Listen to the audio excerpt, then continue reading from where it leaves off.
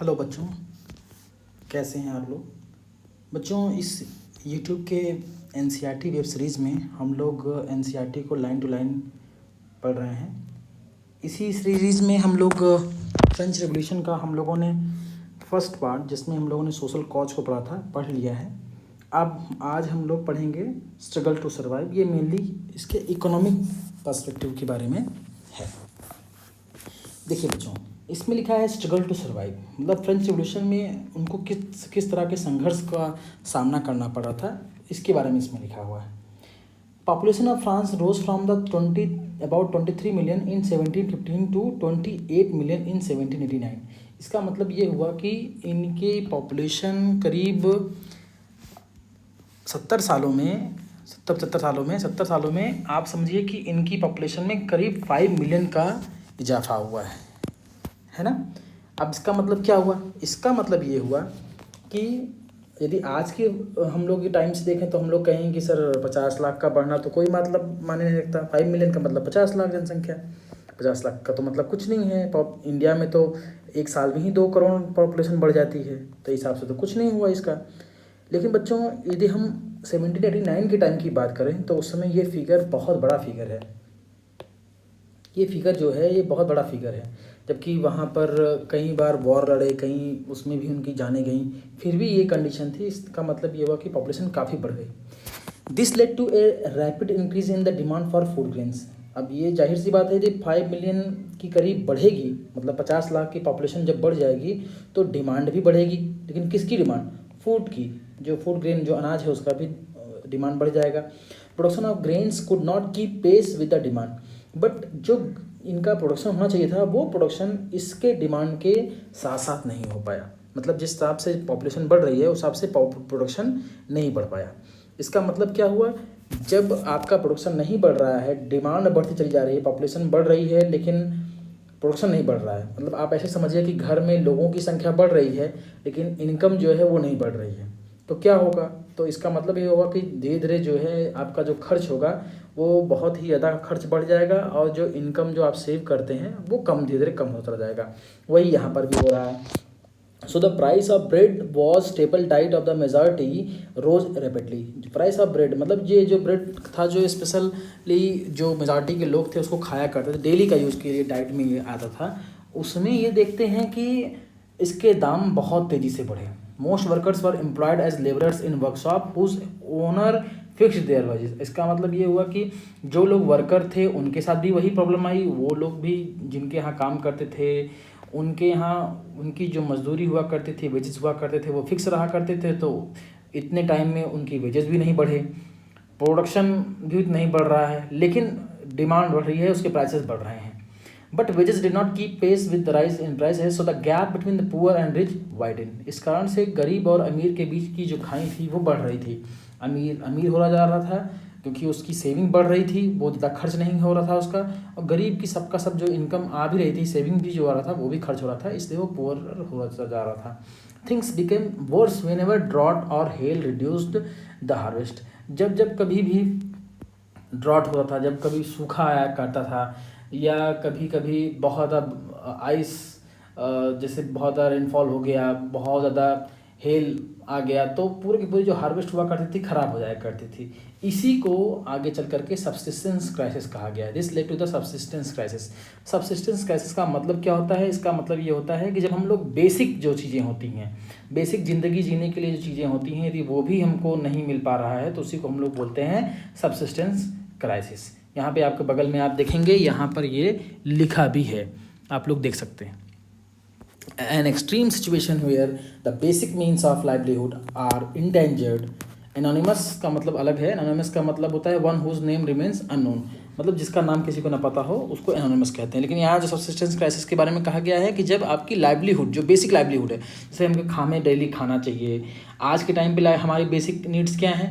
हमको खाना चाहिए, हमको पानी चाहिए, हमको बिजली चाहिए, है ना, ये हमारी बेसिक हैं, ये तो हमको चाहिए, सब लोगों को चाहिए, तो ये इसमें ये आता है। अब हम लोग बेटा देखेंगे, इसमें हम लोग देखेंगे आने जो नेक्स्ट इसका पॉइंट है उसको हम लोग देखते हैं। हाउ सब्सिस्टेंस क्राइसिस हैपन, इसको हम लोग थोड़ा बाद में देखते हैं। पहले हम लोग ये देखते हैं, जैसे देखिए इसमें आपका आंसर लिखा हुआ है, जैसे food rights, scarcity of grain, increase number of deaths, rising food prices, weaker bodies. इसको इसमें फिट करना है। आप लोग फिट करके देखिएगा कि क्या आप फिट कर पाते हैं या नहीं कर पाते। ये नीचे लिखा हुआ है, आपको इसको जो है ये सारे के सारे पॉइंट्स को आपको इसमें भरना है। आप लोग ट्राई कीजिएगा कि आप लोग कितना इसमें भर पाते हैं। ओके, चलिए आगे हम लोग देखते हैं। एक नया पॉइंट जो है, अभी हम लोगों ने एक पॉलिटिकल, थोड़ा सोशल भी हमने देखा, और एक अभी इकोनॉमिकल का जो सब्सिस्टेंस क्राइसिस था वो हमने देखा। अभी हम लोग जो देखने वाले हैं वो देखने वाले हैं कि आने वाले टाइम पर किस तरह से मिडिल क्लास जो था उनके लिए जो ग्रो कर रहा था उनके बारे में, और किस तरह से उन्होंने जो एंड ऑफ प्रिविलेजेस की बात की, जो उन्होंने कहा कि प्रिविलेजेस खत्म होने चाहिए, उसके बारे में हम लोग देखेंगे। देखिए बच्चों, in the past peasants and workers were participating in revolts again increasing tax and food scarcity. जो मेनली जो लड़ाई हुई थी, जो 14 जुलाई 1789 को हुई थी, जिसमें बास्तिल के दर को तोड़ा गया था, उसमें मेनली तो डिस्कस हुआ था, बात हुई थी कि टैक्स को जो इंक्रीज हो रहा है उसके खिलाफ बात हुई, जो फूड की स्कैर्सिटी हो गई है, जो फूड प्राइसेस बढ़ गए हैं उनके बारे में बात हुई। But they lacked the means and programs to carry out full scale measures that would bring about a change in the social economic order। लेकिन उनके इन सब चीज़ों में कुछ चीज़ें अभी भी नहीं थी। उनके इस जो मेजर लिए जा रहे थे, जो फुल मेजर वो चाहते थे, जो प्रोग्राम वो चाहते थे, उनका कोई अभी तक कोई ऑर्डर नहीं था, उन्होंने कोई प्लानिंग नहीं की थी, क्योंकि अचानक ऐसा शुरू हुआ और उन्होंने इस तरह का कोई प्लान नहीं किया था कि आगे हम क्या चाहते हैं और क्या करेंगे। This was left to those groups within the third state who had become prosperous and had access to education and new ideas. इसका फ़र्क क्या पड़ा, इसका फ़ायदा ये मिला कि जब ये थर्ड स्टेट के जो लोग थे, जब उन्होंने कहा कि हम कॉन्स्टिट्यूशन बनाएंगे, और उसमें केवल जो ये प्रॉस्परस लोग थे, जो अमीर लोग थे, जो वहाँ पर स्टेट जनरल में गए हुए थे, जिनकी पहुंच थी, उन्हीं लोगों ने डिसाइड किया कि हमें करना क्या है। अब यहाँ पे आप ध्यान से समझिएगा कि जो गरीब है उसकी अभी भी नहीं सुनी गई थी। केवल जो मिडिल क्लास के लोग, जो थोड़े प्रॉस्परस थे, जो स्टेट जनरल में पार्टिसिपेट किए थे, उन्होंने अपने हिसाब से उन्होंने सारी की सारी चीज़ों को बनाया। The 18th century witness the emergence of social groups term the middle class. अब इसमें एक बात हो रही है कि एक सोशल ग्रुप जो इमर्ज हुआ, उसको इसमें टर्म दिया गया है मिडिल क्लास के बारे में। मतलब मिडिल क्लास का मतलब क्या होता है, जो रिच और पुअर के बीच का होता है, ना बहुत अमीर होता है ना गरीब होता है, जो बीच में होता है वो उसी को हम लोग बोलते हैं मिडिल क्लास। ना उसकी इतनी इनकम कम है कि वो कुछ खाने को उसको नहीं मिल रहा है, ना इतना भी नहीं है उसके पास है कि बहुत बड़ा बिजनेसमैन है या करोड़ों अरबों रुपए उसके पास पड़े हुए हैं, दोनों ही इसमें नहीं रहता। अब देखिए आगे क्या लिखा हुआ है, who earn their wealth through expanding overseas trade and from the manufacture of goods such as woolen and silk textile that were either exported or brought by the richer members of the society। इसका मतलब ये हुआ कि ये कुछ ऐसे middle class के लोग बन करके आए जो कि कुछ अपना सामान बनाते थे, ट्रेडिंग करते थे, बेचते थे, रिचर जितने लोग थे वो उसको खरीदते थे, तो उनसे उनको कुछ पैसा मिलता था। In addition to merchants and manufacturers, जो मर्चेंट थे, जो व्यापारी थे, और मैन्युफैक्चरर जो मैन्युफैक्चरिंग करते थे, जो बिजनेस लगा कर रखे थे। The third state included profession such as lawyers and और एडमिनिस्ट्रेटिव ऑफिसर। इसके अलावा उसमें लॉयर भी आते हैं और जो एडमिनिस्ट्रेटिव ऑफिसर थे उसमें ये भी आते थे। तो ये सारे के सारे लोग, हम लोगों ने जब थर्ड स्टेट के बारे में पढ़ा था तो हमें याद है कि इसमें रिच बिजनेसमैन के बारे में भी दिया गया था। इसमें नोबेलिटी और क्लर्जी को छोड़ करके सभी के सभी इसमें शामिल थे। All of these were educated and believed that no group in society should be privileged by birth। जो ये एजुकेटेड लोग थे, जो पढ़े लिखे लोग थे, उनका ये मानना था कि सोसाइटी में ये जो बाई बर्थ प्रिविलेज मिलता है, प्रिविलेज का मतलब होता है जो इनको सुविधा मिलती है, जो एक विशेष अधिकार मिल जाता है, वो इनको नहीं मिलना चाहिए। Rather person social position must depend on his merit. इसमें इनकी कहना था कि जो उनकी मेरिट है, जो उनकी योग्यता है, उसके हिसाब से लोगों को उनकी पोजीशन मिलनी चाहिए। ये आइडिया आया कहाँ से? These ideas envisaging society based on freedom and equal laws and opportunity for all. इसमें जो बेसिक जो बातें हुई थी, ये कि फ्रीडम की बात इसमें की गई थी, इसमें इक्वल लॉ की बात की गई थी, अपॉर्चुनिटीज़ फॉर ऑल की बात की गई थी। इसमें जो मेनली कुछ लोग थे, जो फिलोसफर्स थे, उनमें एक का नाम आता है जॉन लॉक के बारे में आता है और एक रूसो के बारे में आता है। ये दोनों ही सोशल कॉन्टेक्स्ट थ्योरी के फिलोसफर्स माने जाते हैं, जिन्होंने डेमोक्रेसी के बारे में बहुत अच्छी फिलॉसफी दी है। इनमें जो सबसे पहले आप इसमें पढ़ेंगे, जैसे आप देखेंगे टू ट्रीटीज ऑफ गवर्नमेंट। ये जो बुक है, ये एक्चुअल में बुक लिखी गई है जॉन लॉक के द्वारा। जॉन लॉक ब्रिटेन का रहने वाला था लेकिन इसकी किताबें जो हैं फ्रांस में भी पढ़ी गई। जिन लोगों ने इसको पढ़ा कि गवर्नमेंट जो होती है, जो इसका बेसिक स्ट्रक्चर है वो यही है, इन लोगों का कहना है कि जो ये गवर्नमेंट होती है ये ट्रीटीज से बंधी हुई है। ट्रीटी का मतलब होता है एक संधि से, एक समझौते से बंधी हुई है। जैसे मान लीजिए आपके यहाँ कोई काम करने के लिए, आपने कुछ काम करने के लिए किसी को बुलाया, लेकिन वो काम नहीं कर पाया, तो आप ये कहेंगे कि हम इसको पैसा आपको नहीं देंगे क्योंकि आपने हमारा काम नहीं किया है। बिल्कुल वैसे ही इन्होंने कहा कि गवर्नमेंट हमारे लिए काम नहीं कर रही है तो उसको हटा देना चाहिए। ये इनकी बेसिक बातें थी, जिसमें उनका कहना था कि हम इसके मालिक हैं, ना कि सरकार जो है वो हमारी मालिक होती है। मालिक कौन होता है? पब्लिक। और ये जो प्रजा है, ये जो मालिक है, जो जनता है, इसी के बारे में इन्होंने कहा कि आप ही लोगों को पावर जो है वो अपने हाथ में रखना चाहिए, और यदि गवर्नमेंट बना रहे हैं तो गवर्नमेंट अपने हिसाब से उनको चलाना चाहिए। इन्होंने क्या कहा? उन्होंने कहा कि जो बात की refute to doctrine of the divine and absolute right. इसमें उन्होंने एक बात की कि जैसा मैंने अभी आपको बताया कि ये जो पावर है, जो डिवाइन है, जो लोग कहते थे कि भगवान का रूप है, जैसे राजा के बारे में कहा था कि ये तो भगवान का रूप है, ये भगवान के समान है, भगवान की परछाई की तरह है, इसका उन्होंने विरोध किया। डॉक्ट्रिन का मतलब होता है प्रिंसिपल्स। जो ये प्रिंसिपल देते हैं, ये जो नियम दिया है, कौन सा नियम? ये जितने राजा हुआ करते थे कहते थे कि हम डॉक्ट्रिन ऑफ डिवाइन की बात करते थे कि ये तो हम तो राजा के चलते फिरते रूप हैं, हम तो भगवान के चलते फिरते रूप हैं, हम तो भगवान की परछाई हैं, भगवान यहाँ पर आ नहीं सकता तो हमको लोगों को बना के भेजा हुआ है, इसलिए आपको जो राजा कहे उसका धर्म का पालन करना चाहिए।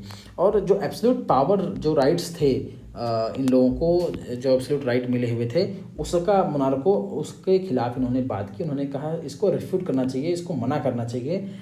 इसमें जो है जॉन लॉक का एक मेन आइडिया है। इसके अलावा हम लोग रूसो के बारे में भी देखते हैं। रूसो जो है, जो कि फ्रांस का ही था और फ्रांस का बहुत ही फेमस फिलोसफर था। इसके बारे में एक बार नेपोलियन ने कहा था कि जो सबसे मेन है, जिसके कारण से ये हुआ था पूरा का पूरा, वो जो है वो रूसो ही था। उसने कहा कि रूसो यदि ना होता तो ये रूसी क्रांति ना होती, फ्रांसीसी क्रांति ना होती। उसने कहा रूसो यदि ना होता तो फ्रांसीसी क्रांति ना होती। ये नेपोलियन का एक वर्ड है।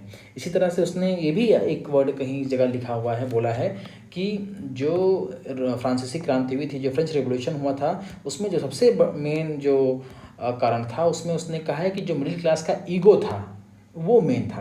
वो चाहते थे, उनका घमंड था, उनका ईगो था, उनका स्वाभिमान था। वो चाहते थे कि जो राजा है, राजा के जो प्रिविलेजेस हैं और जो नोबिलिटी के प्रिविलेजेस हैं, जो ये क्लर्जी के प्रिविलेजेस हैं, इनको ख़त्म किया जाए। इसी के बारे में इन्होंने कहा कि ये चाहते थे, इसीलिए सब फ्रेंच रेवोल्यूशन इसी कारण से हुआ था। Rousseau carried the idea forward, proposing a form of government based on the social contract between people and their representative. इसने यही बात उसने भी कही जो उन्होंने कहा था, लॉक ने कहा था। इसने भी यही बात कहा कि पीपल और रिप्रेजेंटेटिव के बीच में एक सोशल कॉन्ट्रैक्ट होता है, और ये कॉन्ट्रैक्ट के हिसाब से यदि आप हमारी बात नहीं मान रहे हैं, नहीं सुन रहे हैं, तो आपको हट जाना चाहिए। आगे ये भी लिखता है, जैसे आगे इसमें मैं आपको बताना चाहूँगा कि उसमें रूसो एक जगह ये भी लिखा हुआ है, जैसे उसने वो लिखता है, वो कहता है कि जो मनुष्य है वो बंधन से जब वो पैदा होता है तो स्वतंत्र पैदा होता है, लेकिन जब वो यहाँ पर आ जाता है, पैदा होने के बाद वो ज़िंदगी भर वो बंधनों से बंधा रहता है, उसके हमेशा जंजीरों में जकड़ा रहता है। इसका कहने का मतलब ये है कि उसको वो आज़ादी जो कही जाती है, वो आज़ादी उसको नहीं मिलती है। इसके बजाय वो ये कहता है कि जो पहले पब्लिक हुआ करती थी, पहले पब्लिक जो पहले 10 लोग या 20 लोग इकट्ठे हुए होंगे, या एक कोई फैमिली बनी होगी, है ना, शुरुआत में, एकदम शुरुआत में कोई फैमिली बनी होगी। कई फैमिली जब एक जगह रहना शुरू कर दिए होंगे तो गांव बन गया होगा, गांव के कई सारे गांव बन गए होंगे तो सोसाइटी बन गई होगी। ऐसे ही जब ये सब लोग मिल गए तो उन्होंने कहा कि हमारा कोई रूल करने वाला होना चाहिए, हमारा कोई सिक्योरिटी के लिए होना चाहिए। तो इन्होंने आगे चल करके बात की कि हम लोग जो है एक राजा को बनाएंगे। और तब जब इन्होंने किसी को काम दिया कि आप राजा का काम करो, तुमको लड़ाई लड़ना है, और ऐसा आने के बाद जो है फिर वो एक किंग का कॉन्सेप्ट आता है। और ये रूसो कहता है कि आगे चल करके जो किंग की बात आती है, वो धीरे धीरे किंग जो है बाई जनरेशन होता चला गया, बाई बर्थ बनते चले गए। पहले जो था कि जो सबसे ताकतवर था, जो सबसे योग्य था, उसको कह दिया करते थे कि आप हमारी सिक्योरिटी कीजिए। लेकिन बाद में क्या हुआ, जो होते थे वही अपने आप को कहे कि हम ही अब यहाँ की पूरी सिक्योरिटी संभालेंगे, हम ही ये पूरा काम देखेंगे। तो ये जो चीज़ थी, ये जो था, इसी को उन्होंने कहा है कि एक कॉन्ट्रैक्ट जो था पहले किया गया था, उस कॉन्ट्रैक्ट को ये लोग भूल गए हैं। जो एक कॉन्ट्रैक्ट किया गया है जिसमें रिप्रेजेंटेटिव और पीपल के बीच में हुआ है उसका इनको फॉलो करना चाहिए।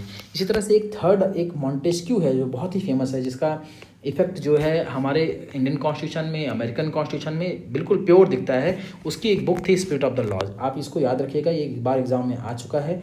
मॉन्टेस्क्यू की बुक का नाम क्या था? The spirit of the laws. यह पूछा गया है कि द स्पिरिट ऑफ लॉज किसने लिखी हुई है, तो आपके पास 3 लोगों के नाम रहेंगे, तो आप उसमें कन्फ्यूज हो सकते हैं। कन्फ्यूज बिल्कुल मत होइएगा, मॉन्टेस्क्यू ने लिखा हुआ है द स्पिरिट ऑफ लॉज। ये क्या कहता है? ये सेपरेशन ऑफ पावर की बात करता है, डिवीजन ऑफ पावर इसमें लिखा हुआ है। ये एक सेपरेट कहता है कि जो पावर है उसको सेपरेट कर देना चाहिए। मतलब इसका मतलब ये हुआ कि लेजिस्लेटिव, एग्जीक्यूटिव और जुडिशरी, ये तीनों पावर हैं। जैसे कानून को बनाना, कानून को लागू करना और कानून को ये चेक करना कि कानून का पालन हो रहा है, और यदि नहीं हो रहा है तो उसका न्याय करना। कि तीनों काम आपस में बांटने चाहिए, किसी को एक दूसरे के काम में इंटरफेयर नहीं करना चाहिए। ऐसा करेंगे तो कोई भी एब्सोल्यूट काम नहीं होगा और अच्छे से काम कर सकता है। आगे चल करके यूएसए ने अपने कॉन्स्टिट्यूशन में इसको इन्फोर्स किया है। American Constitution, its guarantee of individual rights was an important example for political thinkers in France। इसके अलावा जो अमेरिका के कॉन्स्टिट्यूशन का जो कि 1774 में ही वहाँ पर कॉन्स्टिट्यूशन का काम चालू हो गया था, और आगे चल करके कुछ दिनों में ही वहाँ पे बन भी गया कॉन्स्टिट्यूशन, 4-5 सालों में। तो उसके आगे चलने के बावजूद उसका नतीजा क्या निकला कि आगे चल करके 84 के आसपास जब इन लोगों का बन के तैयार हो गया, कॉन्स्टिट्यूशन बिल्कुल बन के रेडी हो गया, तो आगे चल करके इनका भी इफेक्ट यहाँ के फ्रांस में पड़ा। वो ऐसा इसलिए हुआ क्योंकि जो 13 कॉलोनीज में लड़ने के लिए जो फ्रांस से गए थे और उन्होंने अमेरिका में जाकर लड़ाई लड़ी, और जब वो वहाँ से लौट करके आए तो उन्होंने बताया कि देखिए अमेरिका में किस तरह के चेंजेस आए हैं। और जब वो कॉन्स्टिट्यूशन वगैरह के बारे में भी डिस्कस किया कि हाँ देखिए किस तरह से अमेरिका ने मॉन्टेस्क्यू को, जो यहाँ का रहने वाला है, उसको हम लोग फॉलो नहीं करते, वहाँ के लोगों ने इसको फॉलो कर दिया है। तो इस तरह से बातें उन्होंने की और इसका भी एक इफेक्ट पड़ा उनके रेवोल्यूशन में, जो कि एक आइडियोलॉजिकल था।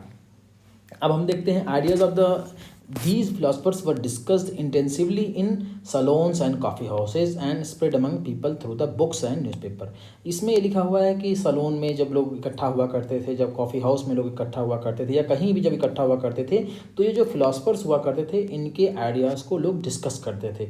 इस कारण से इसके अलावा बुक्स और न्यूज़पेपर पढ़ने के बाद भी इसका बहुत ज़्यादा स्प्रेड हुआ लोगों के बीच में। और जब लोगों को मालूम चला किस तरह की चीज़ें होती हैं, खासकर सोशल कॉन्ट्रैक्ट के बारे में जब मालूम चला लोगों को, तो लोगों ने कहा कि हाँ इसको तो ये अच्छी बात कह रहा है, और हमारे यहाँ का जब राजा काम सही नहीं कर रहा है तो क्यों ना हम इसको यहाँ से हटा दें। These were frequently read aloud in groups for the benefit of those who could not read and write। मतलब इसका ये कहना है कि जो लोग पढ़ नहीं सकते थे और जिनको लिखना पढ़ना नहीं आता था, उनके लिए ये सबसे अच्छी फ़ायदेमंद था कि जैसे सलून में वो गए, कॉफ़ी हाउस में गए, कोई न्यूज़पेपर पढ़ रहा है, कोई बुक पढ़ रहा है, तेज पढ़ता था, तो जब वो पढ़ता था तो सब के लोग जो नहीं पढ़ना लिखना आता था वो भी सुन लिया करते थे। और अब तो सब लोग पढ़ना सीखना लोग सीख गए हैं, नहीं तो आज से कई सालों पहले तक ऐसा अभी भी होता था कई जगहों पर कि लोग जो हैं, जिन लोगों को पढ़ना नहीं आता था वो कहते थे कि पेपर पढ़ के सुनाओ, मैं बैठ के सुनता हूँ। ये चीज़ें हुआ करती थी। The news that Louis XVI planned to impose further taxes to be able to meet the expenses of the state generated anger and protests against the system of privileges। इसमें जब उनको मालूम चला कि लुईस 16 जो है ये प्लानिंग कर रहा है कि टैक्सेस को बढ़ा दिया जाएगा अपने एक्सपेंसेस को बनाए रखने के लिए, तो लोगों के बीच में गुस्सा आना शुरू हो गया और लोग इसका प्रोटेस्ट करना शुरू कर दिए। और किसका प्रोटेस्ट करना शुरू कर दिए? जो प्रिविलेजेस मिलते थे, खासकर जिसमें मैंने आपको बताया कि फर्स्ट और सेकंड स्टेट के जो लोग हुआ करते थे वो लोग टैक्स नहीं देते थे। उसी के कारण इन लोगों ने वो कहा कि क्यों हमारे ऊपर ही इस तरह के टैक्स जो हैं इम्पोज किए जाते हैं। अब देखिए, अब हम लोग यहाँ पर एक सोर्स ए है उसको पढ़ेंगे, और नेक्स्ट वीडियो जब आएगा तो हम लोग आउटब्रेक ऑफ द रेवोल्यूशन पढ़ेंगे। फिलहाल मैं आपको पढ़ते के सुनाता हूँ सोर्स ए के बारे में।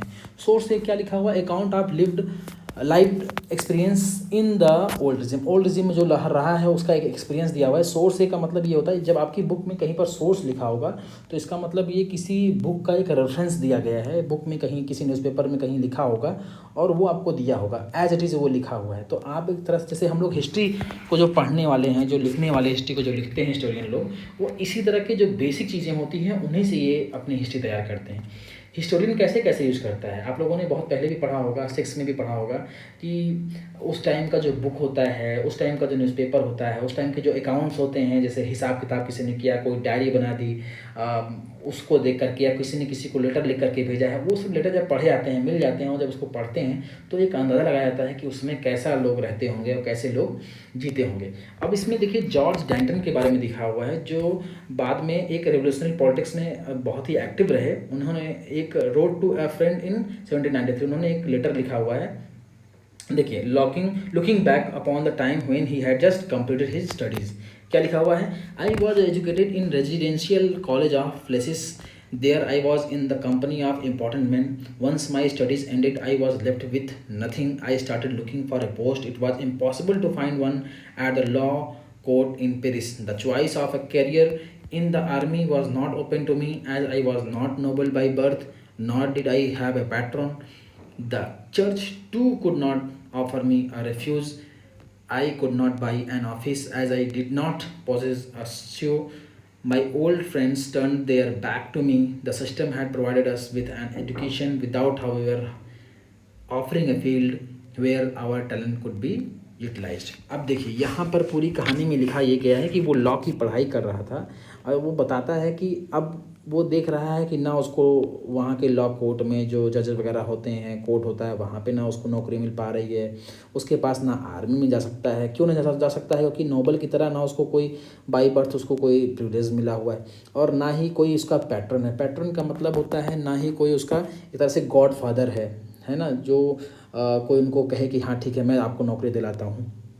इसी तरह से चर्च ने भी उसको ऑफ़र देने से रिफ्यूज़ कर दिया, मना कर दिया, उसने भी उनकी हेल्प नहीं की। वो एक ऑफिस भी नहीं खरीद पाया कि वो खरीद पाता और इस तरह से वो अपना काम आगे चला पाता। हालांकि उसके जो फ्रेंड्स थे उन्होंने उसको बैक किया, उनकी मदद की, लेकिन जो सबसे इम्पॉर्टेंट बात है वो इसमें ये लिखा हुआ है किस तरह से यहाँ के जो नोबल थे, जिस तरह के क्लर्जी लोग थे, उस तरह के लोग जो है वहाँ के पढ़े लिखे मिडिल क्लास के एजुकेटेड लोगों के पास ऑप्शन नहीं दिया करते थे। तो ये एक लाइन इसमें से आपको समझ में आएगी कि किस तरह की प्रॉब्लम वो लोग फेस करते थे, एक पढ़ा लिखा आदमी। दूसरा एक सोर्स और लिखा हुआ है, an Englishman Arthur Young travelled through France during the year of 1787 to 1789। एक ये ट्रेवलर था जो कि इंग्लैंड का था और ये फ्रांस में 2-3 साल के लिए गया था, 3 साल के लिए, और वो जब वो लौटा है तो उसने लिखा है, और उसने क्या लिखा है? He who decides to be served and waited upon by slaves, ill treated slaves at that, must be fully aware that by doing so he is placing his property and his life in a situation which is very different from that he would be in had he chosen the service of free and well treated men. And he who chooses to dine to the accompaniment of his victims' groans should not complain if during a riot his daughter gets kidnapped or his son's throat is slit। इसमें लिखा हुआ है कि इसमें नोबलों के बारे में, जो नोबल हुआ करते थे उनके बारे में लिखा हुआ है। उसमें ये लिखा हुआ है कि वो कहता है कि यदि किसी की गला काट दिया जाए, किसी की जो नोबल हैं उनकी लड़कियों को किडनैप कोई कर ले, तो उनको फिर नहीं मानना चाहिए कि कुछ बुरा हुआ है। क्यों? क्योंकि वो इतना बुरा करते हैं, उनके अपोज में, उनके अगेंस्ट में ये सब चीज़ तो होनी ही होनी है, ये तो उनके साथ होगा ही होगा। क्योंकि जिस तरह से स्लेव वगैरह के साथ वो बिहेव करते थे, जिस तरह से गुलामों के साथ, दासों के साथ वो बिहेव करते हैं, जिस तरह से उनका साथ बुरा व्यवहार करते हैं, कुछ दिनों में ये तो होना ही था, ये तो होगा ही। और इनको बिल्कुल भी हक नहीं है कि इस तरह का उनको लाइफ इस तरह की उनको चूज करनी चाहिए। अब यहाँ पर आप क्या देखेंगे कि किस तरह से जो उस समय स्लेव्स वहाँ पर रहा करते थे उनकी क्या सिचुएशन थी, और किस तरह से उसने बताया है कि जो नोबल हैं आपको इस तरह के जो आउटकम्स हैं वो फेस करने पड़ेंगे फ्यूचर में। इसके बारे में ये आर्थर यंग लिखता है। तो बच्चों आज हमने ये लिखा हुआ है। अब देखिए इसमें एक एक्टिविटी लिखी हुई कि what message is Young trying to convey here, whom does he mean when he speaks of slaves, who is he criticizing, what dangers does he sense in the situation of 1787। अब देखिए 1787 में ही वो इस सब चीज़ों को वो भाप गया था कि ऐसी चीज़ें आगे होने वाली हैं। तो इस तरह की सिचुएशन तो वहाँ पहले से ही बन रही थी, बहुत दिनों का था। बास्तिल का तो अचानक से ऐसा हो गया, और वहाँ पे तो बस एक तरह समझिए कि चिंगारी लगी हुई थी, आग तो बस बाद में पकड़ा है, वो तो बहुत दिनों से उसमें आग लगी हुई थी, है ना। तो ये हमने अभी आज बेटा हम लोगों ने एक इसके बारे में पढ़ लिया है। आगे चल करके जो हमारा नेक्स्ट जो पॉइंट रहेगा, जिसके बारे में हम लोग पढ़ेंगे टॉपिक, वो रहेगा the outbreak of the revolution. तो इस चैप्टर के बारे में हम लोग नेक्स्ट टाइम